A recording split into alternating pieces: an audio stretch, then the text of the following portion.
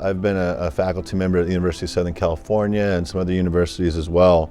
I noticed that you had been a faculty member, and I wanted to see how much of that learning experience on your part comes over from the university teaching level to how you hire and acquire talent at Providence. Yeah, well, for me, it formed a really great foundation of getting to know folks right when they're starting their careers. And so when we're interviewing, entry-level nurses or EVS workers or finance folks, I really feel like I have a good feeling for the folks that are going to be successful in that role.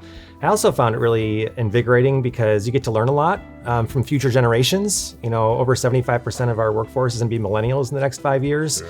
And so getting to know a lot of folks as millennials, I know about what they need and what really motivates them. I love it when I go to a conference and folks make fun of the millennials of being everyone gets a prize generation. I'm like, all right, you keep making fun of them. I'm going to keep hiring them and developing them and making them a part of our workforce.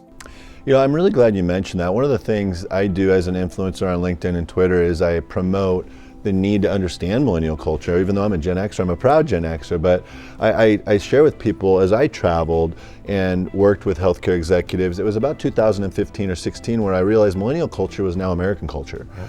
And you mentioned that, so can you tell us one or two of the specific things that you've seen or witnessed that's really been a learning experience for you as it pertains to understanding this millennial culture that you said is going to make up 3 of every 4 of your employees pretty soon here? Yeah, absolutely. I'll tell you a couple of things. The first one is folks like to say that they're not loyal. It's not really true. They're not necessarily loyal to companies, but they're loyal to brands, and they're loyal to mission and purpose. That's one of the things that I think we can capitalize on really well here at Providence St. Joseph Health, where mission is just a part of what we do.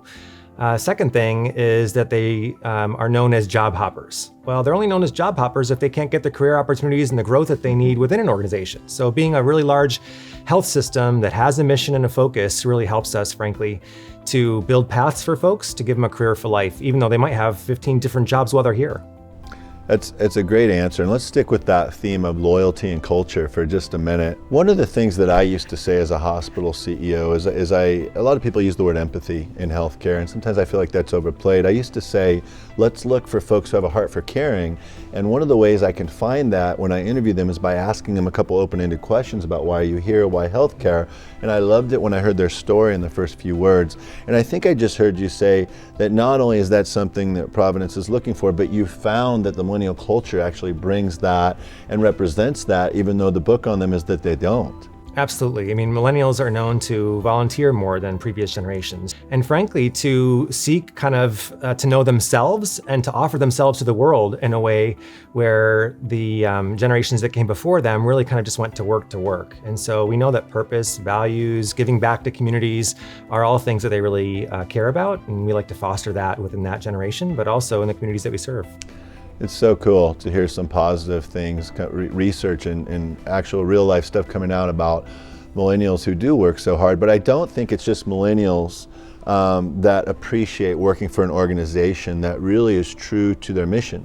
And one of the things that folks know about me is I'm highly skeptical of health systems that aren't acting the part to stay true to focusing on the patient and population. And one of the things I love about Providence is health is a human right and the other programs that you're working on.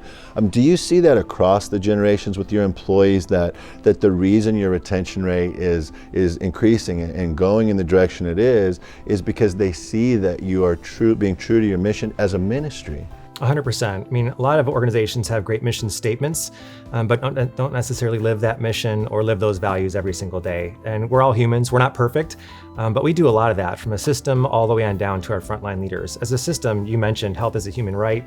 We also really support the Medicaid population, homelessness, immigration.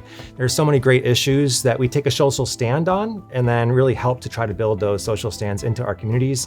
And we're not afraid of that. Our caregivers really like that, regardless of if they're millennials, Gen Xers, or the silent generation, frankly. And so we see that having a real impact from the top all the way down.